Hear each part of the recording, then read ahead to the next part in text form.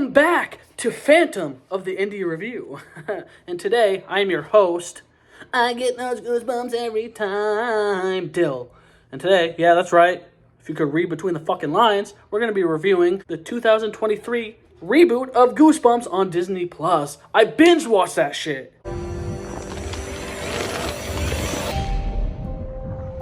Viewer beware, you're in for a fucking terror. You ever fucking stay up all night and watch a TV show for fucking a long time?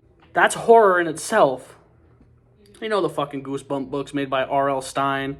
They had hits like The Haunted Mask, Stay Out of the Basement, a fucking plethora of. Today we're going to be talking about the show. And it was pretty gas, if you ask me.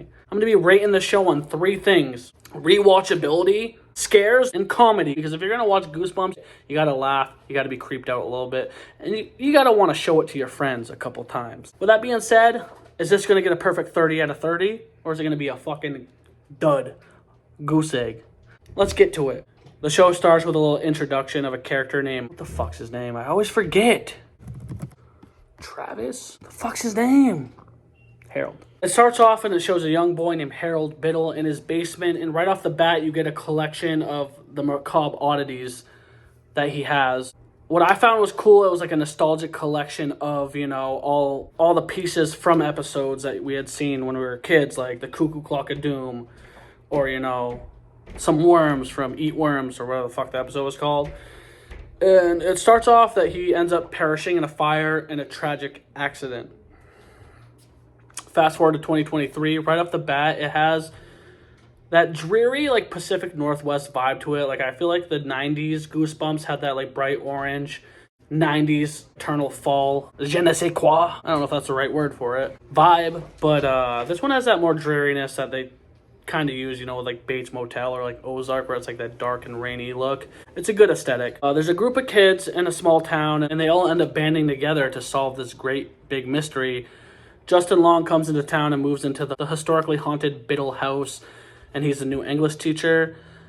And from there, we meet some main characters like Isaiah, Margot, and James. And Isaiah, I really like his depiction of a character because oftentimes they show that cliche, like, football jock that's riddled with pressure and, you know, wants to be the cool guy. But I like they kind of, like, play it down with, like, his insecurities and worries. So, like, he doesn't want to disappoint his family, and I feel like that's a unique spin. His best friend James, all the main characters are pretty solid. So we find out through the first episode, each episode has a tagline to a reference of the old books. The first episode is Say Cheese and Die.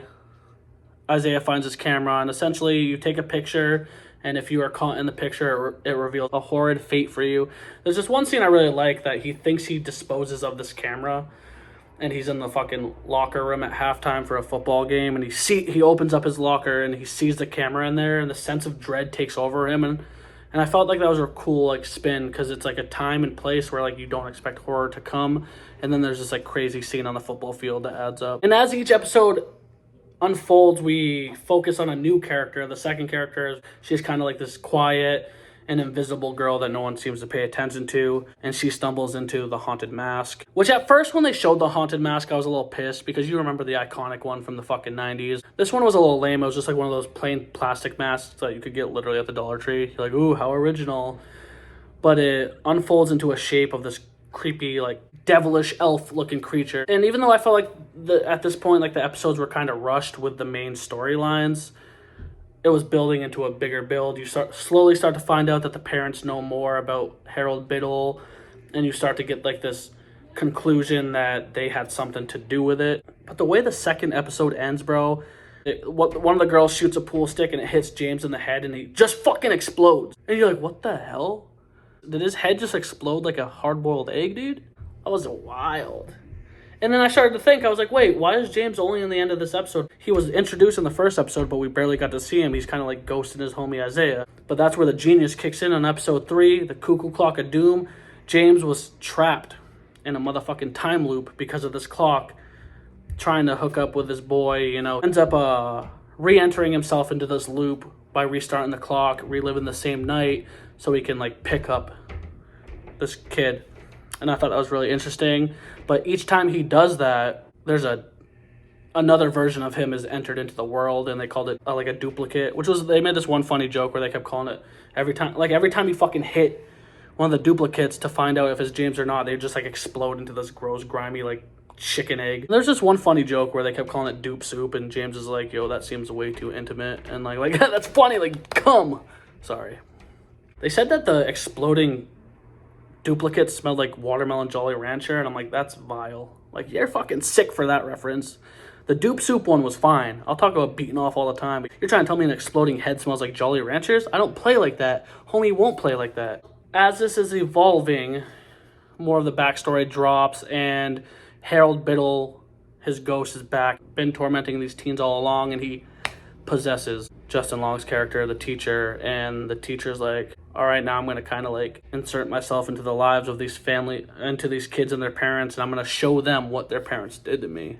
Type shit for the type shit, if you can believe it or not. Season 4 starts to unfold more. We get to episode 4, Go Eat Worms, and the one weird kid, Lucas, who has kind of been in the background, you know, is his name Lucas? I don't fucking know. He's kind of been in the background, like doing tricks, trying to impress people, trying to weird them out by doing stunts. Turns out that he is a very pivotal piece to this entire story, and the Go Eat Worms episode is a very emotionally charged episode that I found great value to. His mom is kind of the one that knows the secrets and the hidden meaning behind Harold Biddle, and all the other parents are like, bitch, shut your mouth. Like, type shit for the type shit. You say it, we kill you, to the extent. And with the great epic finale of them fighting these giant worms, and the hidden story that he's like sad his dad killed himself and that his mom is hiding all these secrets, it really shows that even this background surface level character that's weird is almost the most tortured and deep rooted. Like, even though the original series is based in the 90s, I found it interesting. There's one scene where like one of the girls and their dad is pulling up, and he's like jamming to like, this is a story of a girl. It's like, dude, he's like paying homage to the 90s, playing like one of the absolute bangers of the time. It was hilarious. Like, Rob Hubel as the dad, great addition. I think it's Rob Hubel. It's not Rob Riggle, I'll tell you that much. There's this one scene where they're kind of like in the library, and they all kind of like self-reference like what it was like before like all this weird shit started happening, and they're like, yo, dude, I just miss being normal. And I felt like that was cool. Like, almost like, dude, we had it so good, but we were so bored in the small town that now all this crazy, chaotic, dangerous shit is happening. Like, we miss the old days. And that was just cool to me. And then you get to the final episode, which is entitled Reader Beware or something, and we find out that one of the girls, I'm trying not to spoil too much, I'm just giving a vague fucking depiction. One of the girls, her mom had a history with Harold Biddle, and it seemed like they were dating, and this is where he kind of torments her and shows her, like, through this book, the lead up of their downfall. And like, that was kind of an homage to the books. Like, every time she opens a book, she has to go to the room that the book is based on, and they show like a brief snapback of the past. And I thought that was really interesting. And I was shocked because even when I was watching the last episode, I was like, dude, this shit's going by quick. How are they going to wrap it up? And I didn't realize they were going to end on a cliffhanger. So they find out some disturbing truth about their parents and about Harold Biddle and what all happened. And as that kind of hits you, they see Justin Long's character who's being possessed by Biddle, and he opens the door and he goes, if you want to know more, come inside. And it just ends. And I was like, damn, bro, y'all really going to hit me like that? But all in all, it was a fun time. Embodied the Goosebump vibes with a fresh new take. I felt like the characters were relatable. It wasn't too tropey. It wasn't too much of a meme. And it was really deep, like intricate storytelling. So now I know you're thinking, the 30 out of 30, where does it rank in the canon of Goosebumps? For rewatchability, I'm going to give it a solid 8 out of 10. Like, I could binge watch this every Halloween. I could show people it. I could find new Easter eggs and meetings and hidden intricacies without it. Reboot of a series, I feel like they handled it well. For laughs, 7 out of 10. Like, parts, like, it wasn't consistently funny, and there was kind of a lot of, like, you know, in movies nowadays where, like, the character will just say a joke out loud just to get people to, like... But, like, I feel like when they weren't doing that, there was actually parts that, like, made me laugh my ass off for, like, a couple minutes at a time. I'm like, oh, dude, those motherfuckers. That's funny. Now, that's how you write a fucking script. All in all, it was pretty solid. And then last, the scares, and this is going to disappoint you the most. 6 out of 10. Like, I'm a fucking almost a 30-year-old man watching Goosebumps before I go to work. Like, I ain't scared. There were some creepy parts, like the haunted mask, the little elfish demon thing was creepy. Harold Biddle, like when you see him like engulfed in flames, is kind of spooky, but like the 90s traumatized me more. I know I was a kid, but like it didn't hit hard with the scares. But that's okay. It's not supposed to. I'm sure it scares a bunch of 10-year-olds. So with that being judged at a 30 points, 21 out of 30, which is a solid C, which almost makes me feel bad for giving it a C, because for my personal grade, I'd give it a solid B plus, a solid B minus, you know. It was good, but it wasn't the best work they could have gave, but like, it's a nice pat on the back. But for most viewers, I'm sure they're either going to highly praise it and be like, that was the greatest thing ever, because a lot of times when something doesn't suck nowadays, it's amazing. And a lot of people are going to be like, meh. So technically the grade is a meh, but take that lightly. I feel like it's right down the middle, cut down the middle, serviceable at best. It was pretty fire. So yeah, that's my synopsis on Goosebumps. If you guys like this video, you know, give me a subscribe, hit that little fucking stupid ding-a-ling button that harasses you, telling you, hey, it's me, I'm here. And I'm gonna say it one time, give me a hell yeah for horror. Yeah. Slappy's the bitch. I'm gonna be the man who wakes up next to you. If I get drunk, well, I know I'm gonna be the man who gets drunk next to you.